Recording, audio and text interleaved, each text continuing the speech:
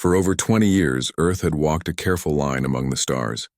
It was not a line of strength, but of patience. The Cathari Dominion, a vast alliance of alien species with ships that bent light and weapons that cracked planets, had allowed humanity to join the galactic community, but only as a junior partner. Earth's leaders accepted this. They smiled in meetings. They signed treaties that favored the Cathari. They gave up mining rights on moons they had settled. They did all this quietly, without protest, because they believed peace was worth the cost. Frank Lowell knew that cost better than most. As Earth's senior diplomat to the Cathari conquered, he spent his days in sterile conference rooms aboard orbital stations, listening to condescending speeches from Cathari overseers who barely looked at him. Their eyes, large, black and lidless, always seemed fixed on something beyond him, as if his presence was an inconvenience they tolerated only because their own rules required it. Frank never raised his voice. He never argued. He nodded, took notes, and reported back to Geneva with calm detachment. That was his job, to be the polite face of a species still learning its place. Lisa Grant saw things differently. As Earth's defense liaison, she sat in the same rooms but heard different truths. While Frank focused on words, Lisa watched hands, how Cathari officers tapped their claws when impatient, how their ship commanders shifted posture when lying. She knew the Dominion's promises were thin. She had seen their warships drift too close to human colonies. She had reviewed sensor logs showing unauthorized scans of Earth's orbital defenses. And yet, every time she raised concerns, she was told to avoid provocation. So she stayed quiet, but her eyes never stopped watching. The trouble began near Proxima Centauri. For 15 years, humans had mined the asteroid belts there under a joint agreement. The colony, called Haven 7, was small, just a few thousand people living in pressurized domes and rotating habitats. They sent back rare metals used in Earth's clean energy grids. The Cathari had never shown interest in the region, until now. Without warning, 3 Cathari dreadnoughts appeared at the edge of the system. They powered down all human comms, jammed navigation beacons, and ordered every ship to stand down. When Haven 7's administrator asked for clarification, the Cathari replied with a single transmission. Surrender control. Resistance is inefficient. Frank received the message while eating breakfast in his quarters aboard the Unity Summit Station, a neutral meeting point orbiting Mars. He read it twice, then called Lisa. She arrived within minutes, her uniform crisp, her expression tight. "They're taking Haven 7, Frank said, voice low. "They're testing us," Lisa replied. "If we back down now, they'll hit Luna next. Then Earth orbit." Frank rubbed his temples. "We have protocols. We file a formal objection. We request mediation through the Concord Council." Lisa shook her head. "They control the council. Vractal chairs it." "This isn't diplomacy, Frank. It's theft with paperwork." High Overseer Vractal was the Dominion's most powerful voice in human affairs. Tall, armored in chitinous plates and always flanked by silent enforcers, he spoke in a voice like grinding stone. He had once told Frank during a private dinner that humanity's greatest flaw was its excessive sentimentality. He said humans wasted time on fairness, mercy, and second chances, weaknesses no true power could afford. Now, that belief was becoming action. Within hours, Earth's government convened an emergency session. President Nora Hayes, a former schoolteacher turned wartime leader after the Titan riots, listened as her advisors debated responses. Some urged immediate sanctions. Others suggested sending a peace envoy. Only General Paul Dawson, head of Unified Space Command, spoke plainly. "They want to see if we'll fight," he said. "If we send another note asking nicely, they'll take Mars next." Nora didn't answer right away. She looked out the window of her office at the blue curve of Earth below. Then she turned to Frank and Lisa, who had been summoned via secure link. "Go to the summit," she said. "Meet Vractal face to face. Tell him this is unacceptable, but do it. Carefully." Frank nodded. Lisa said nothing. The meeting took place in Chamber 9, a circular room with walls that shifted color based on emotional resonance, a Cathari invention meant to promote honesty. Frank wore his best suit. Lisa wore her dress uniform, medals gleaming. Vractal entered last, his heavy steps echoing. He didn't sit. He loomed. "You interrupt Dominion operations," he said, voice flat. "We are partners," Frank replied, keeping his tone even. "Partners do not seize each other's colonies without cause." Cause is irrelevant, Fractal said. Efficiency is law. Your colony sits on resources the Dominion now requires. Your presence is redundant. Lisa stepped forward. Redundant? We built that colony with our own hands. We lost people in the ice storms of 38. Your losses are your own, Fractal cut in. Do not confuse shared space with shared power. Frank felt a cold knot form in his stomach. This wasn't negotiation. It was notification. He took a breath. Then let us be clear. If the Cathari proceed with this occupation, Earth will have no choice but to reconsider the terms of our alliance. For the first time, Fractal's eyes fixed fully on him. There was no anger, only amusement. Reconsider? He echoed. You have no fleet worth naming. Your weapons are toys. Your unity is fragile. You speak of terms as if you set them. He leaned closer, his breath smelling of ozone and metal. Earth survives because we allow it. Remember that. The meeting ended there. As Frank and Lisa walked back to their shuttle, neither spoke. The station's corridors felt colder than usual. Outside the viewport, a Cathari patrol ship glided past, its hull scarred from old battles Earth had never been part of. Back on the shuttle, Lisa finally broke the silence. They think we're bluffing. We are, Frank admitted. We have no real deterrent. Not yet, but what if we did? She asked, almost to herself. Frank didn't answer. He stared at the stars, wondering how long Earth could keep pretending to be courteous while its future was stripped away piece by piece. When they returned to Earth, President Hayes met them in person. She listened to their report without interruption. Then she stood, walked to the window, and said something no Earth leader had ever said aloud in front of witnesses. Next time they push us, we won't ask them to stop. We'll tell them. And in that moment, something shifted, not in policy, but in spirit.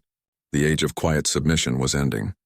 What came next would not be polite, but it would be human. President Nora Hayes called the emergency session just after midnight Earth time. The room was small, deep beneath Geneva, lined with sound-dampening panels and shielded from every kind of scan. Around the table sat the few people who knew the truth, that Earth was not as defenseless as it seemed. General Paul Dawson arrived last, his boots clicking on the steel floor, his face unreadable. Dr. Elena Ruiz followed, her lab coat still dusted with lunar regolith from her last inspection at the Tycho facility. She carried no files, no tablet, just a small data chip in her palm. Nora didn't waste time on greetings. They've taken Haven 7, she said. Not just occupied it. They executed the administrator for refusing to hand over the core logs. Broadcast it live to every human outpost. A silence settled over the room. Paul's jaw tightened. Elena closed her eyes for a second, then opened them. They're trying to break us, Paul said. Not with ships. With fear. And they think it'll work, Elena added softly. Because we've never shown them anything else. Nora looked at each of them. We have one chance to respond before they move on Mars. What do we do? Paul leaned forward. We hit back, hard. We've got the Viper-class destroyers ready in the belt. We cloak in, take out their comms relay near Proxima, cut their command chain. And then what? Nora asked.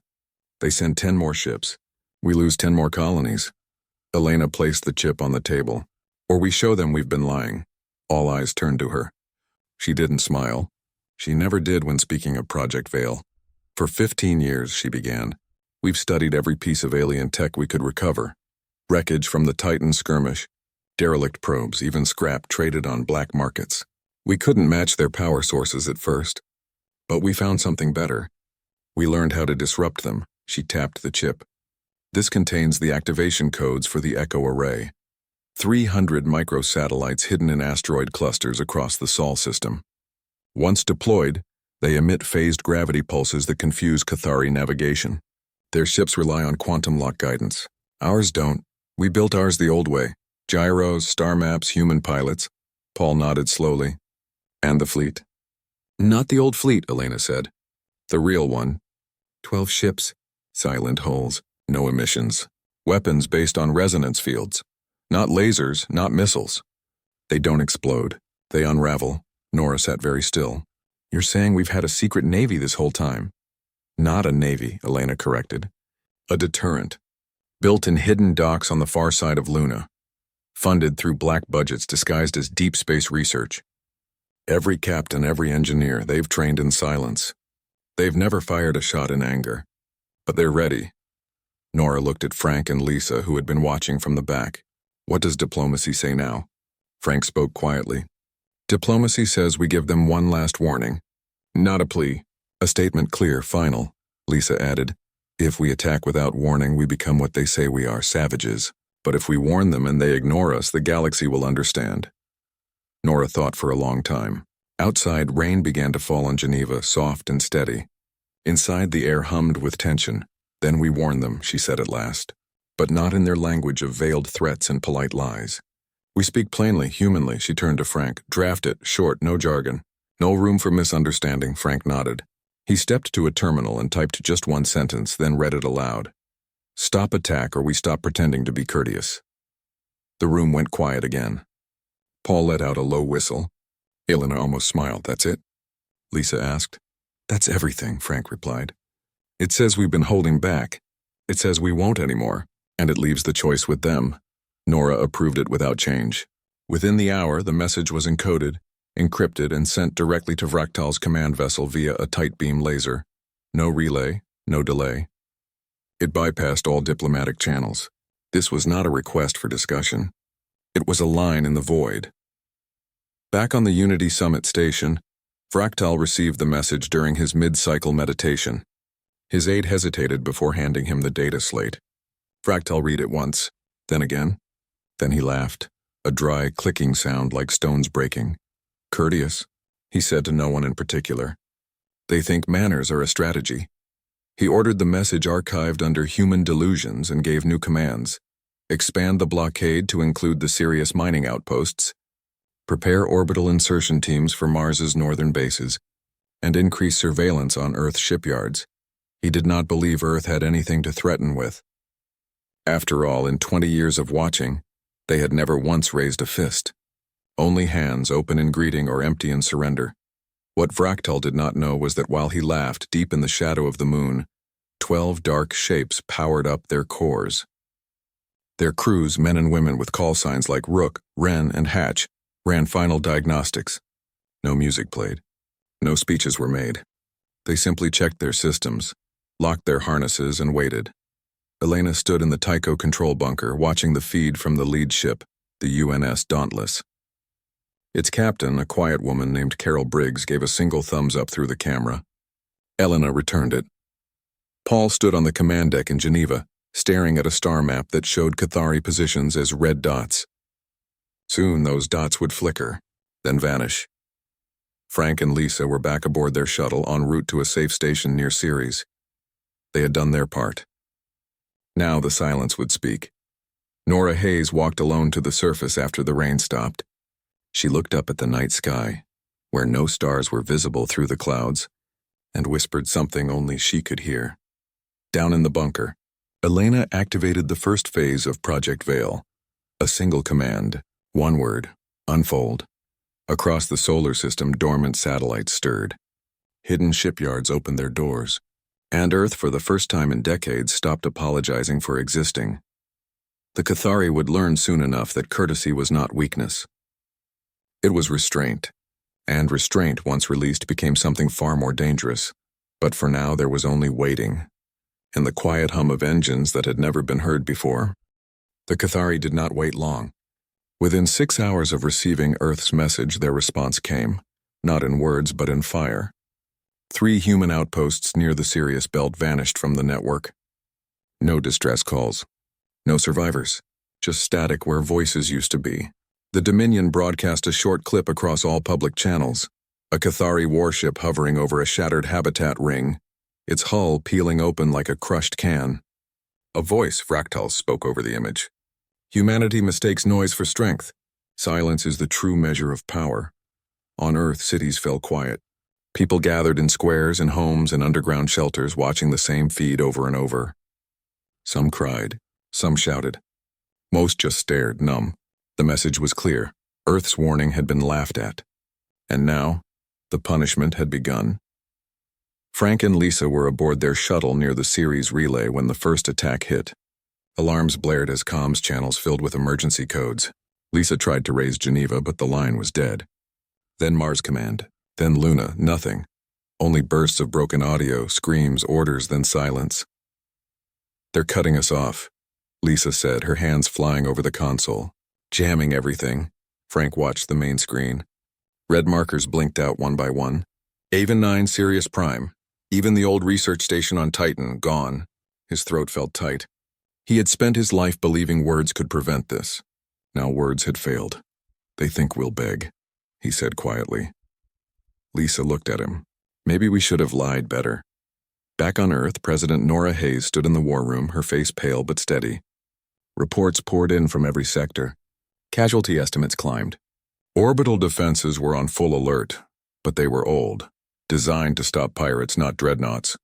General Paul Dawson stood beside her, arms crossed, eyes locked on the star map. "They're testing our nerve," he said, "seeing if we'll fold." Nora didn't answer right away. She thought of the school she used to teach at, now empty because parents kept children home. She thought of her brother, who worked on the Mars hydroponics grid. Was he still alive? She didn't know. No one did. "Activate Phase Omega," she said. Paul didn't hesitate. He tapped his comm. "All units, execute." Far beyond Mars, hidden in the dust clouds of the asteroid belt, the UNS Dauntless powered up its main drive. No flames, no bright exhaust, just a soft blue shimmer as its quantum core stabilized. Captain Carol Briggs gave the order. "Set course for Proxima. Full stealth." Across the system, 11 other ships did the same. They moved like ghosts, their hulls absorbing radar, their engines tuned to frequencies below detection. To the Cathari sensors, they were empty space.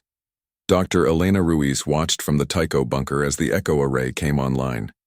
Tiny satellites no bigger than a suitcase unfolded their gravity lenses and began pulsing. The effect was subtle at first, a slight wobble in Cathari navigation readings, a flicker in their targeting systems. But it was enough. Their ships, built for precision, suddenly found their coordinates drifting.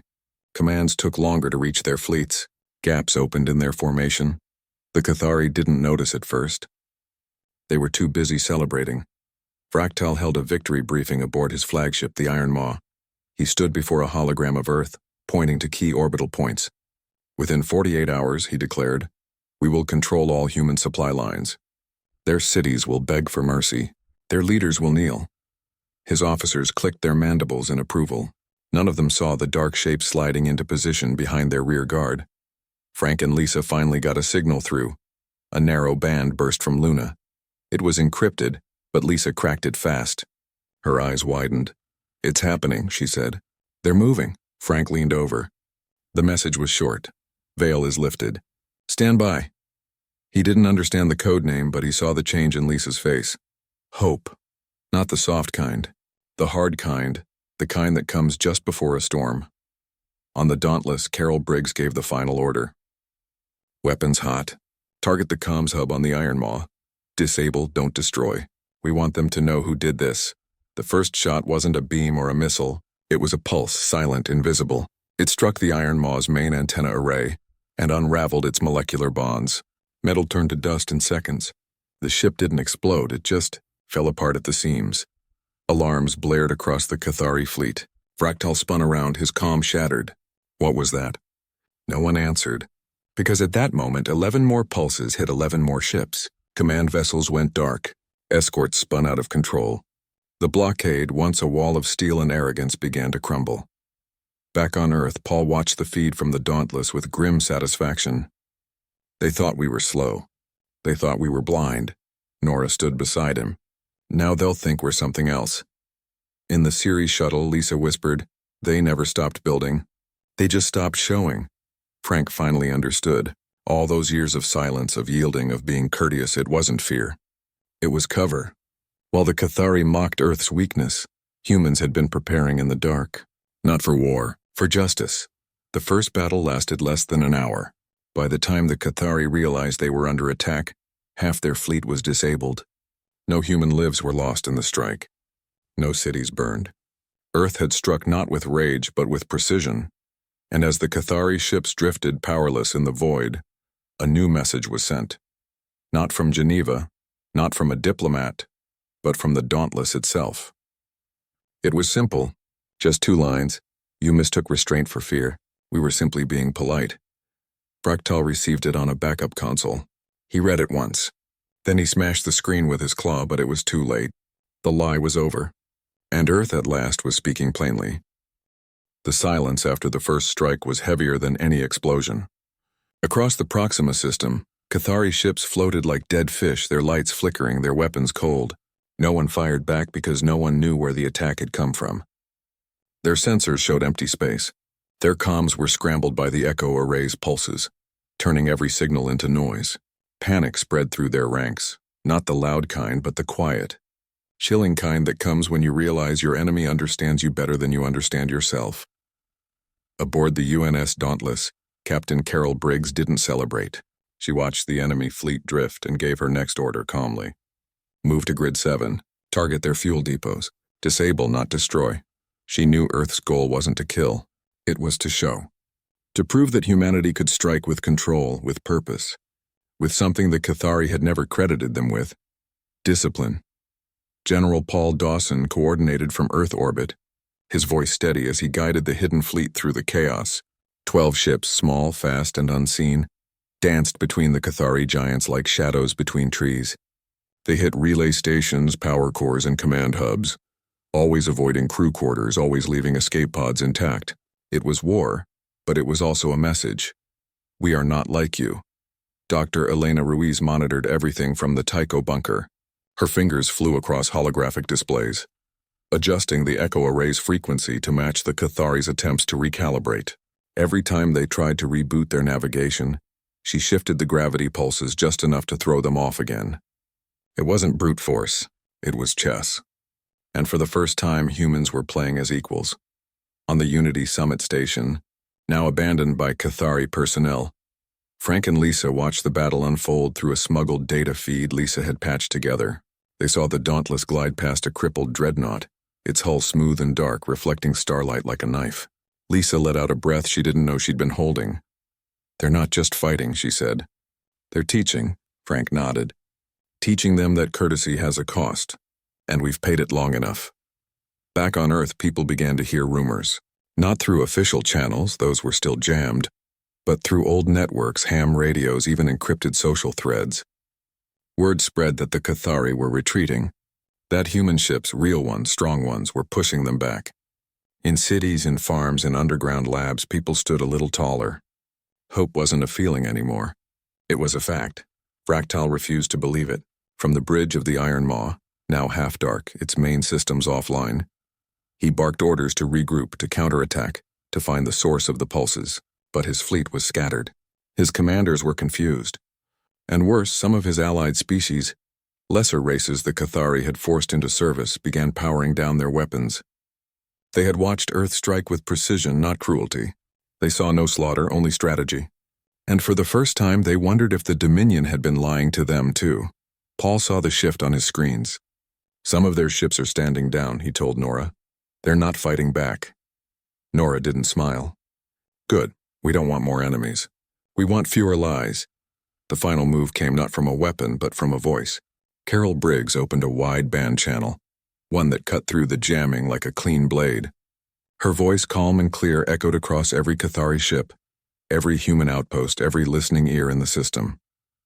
You called us children, she said.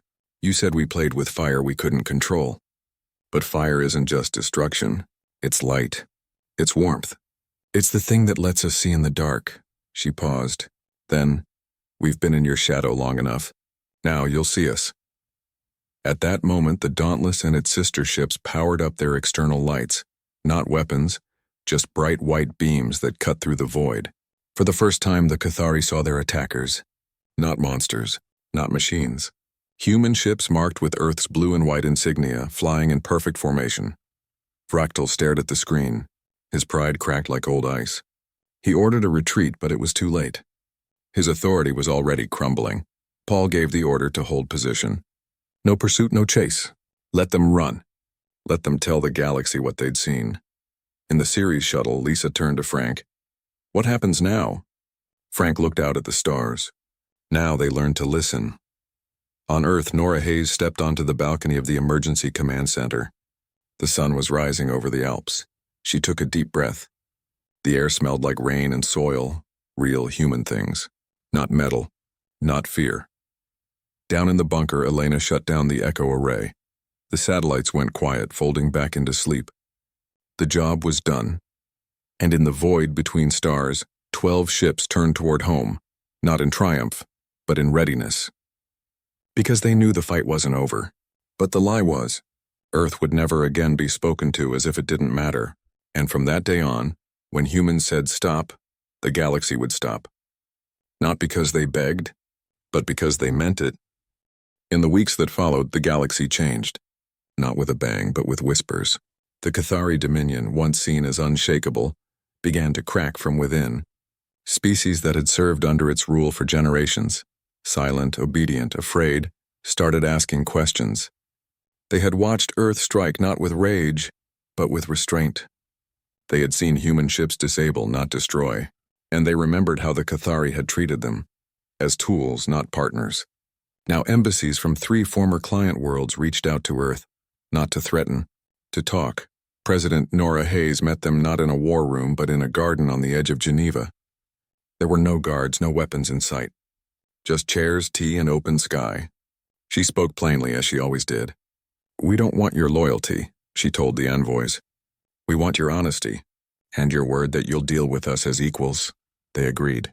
Not because Earth had the biggest fleet, but because Earth had shown it could be trusted. Frank Lowell returned to diplomacy, but not as before. He no longer wore the mask of polite submission.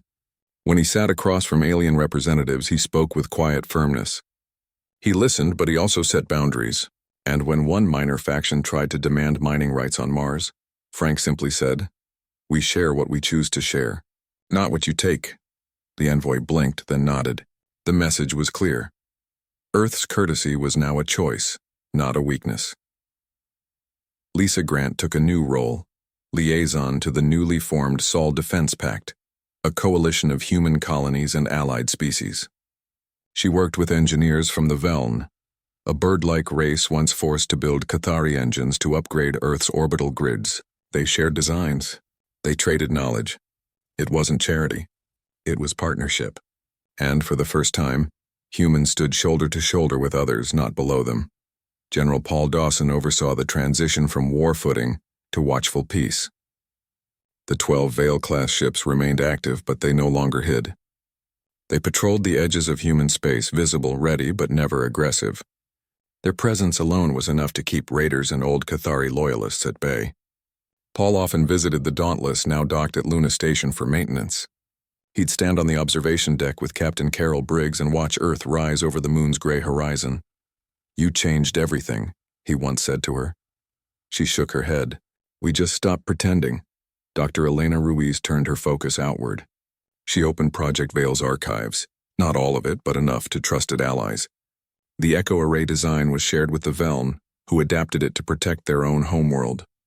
Human scientists worked alongside alien researchers to refine resonance weapons into tools for asteroid deflection and deep space construction. Technology once built for war became a bridge. Back on Earth, life slowly returned to normal, but not the old normal. Children in schools learned not just about history, but about dignity. News reports spoke of cooperation, not conquest. And when the first joint human Veln freighter launched toward the Sirius Belt, thousands gathered to watch it climb into the sky. No one cheered. They just stood together, quiet and proud. The Cathari did not vanish. Ractal was removed from command by his own council, replaced by a more cautious leader who sent a formal message to Earth. "We seek dialogue." Nora Hayes replied with one sentence, "Then speak as equals, or not at all." There was no anger in her words, only truth. Frank and Lisa stood side by side on the roof of the new Interstellar Relations building in Nairobi, watching a sunset paint the clouds gold and purple. They didn't speak for a long time. "Do you think they'll ever understand?" Lisa finally asked. "Maybe not," Frank said, "but they'll respect it. That's enough." Below them, the city hummed with life, markets, music, the sound of people building a future without fear. In orbit, the Dauntless powered up for a routine patrol. On Luna, Elena tested a new satellite that could clean space debris using the same pulses once used in battle. And in Geneva, Nora Hayes signed a treaty with 3 new allies, her pen steady, her heart calm. Earth had not become an empire. It had become itself, flawed, hopeful, and finally free to stand without apology. The age of pretending was over. Humanity no longer needed to prove it belonged among the stars. It simply did. And when new ships from distant systems arrived at the edge of soul space, they did not find a weak, begging world. They found a planet that listened, that shared, that defended its own, and treated others with the same fairness it demanded for itself.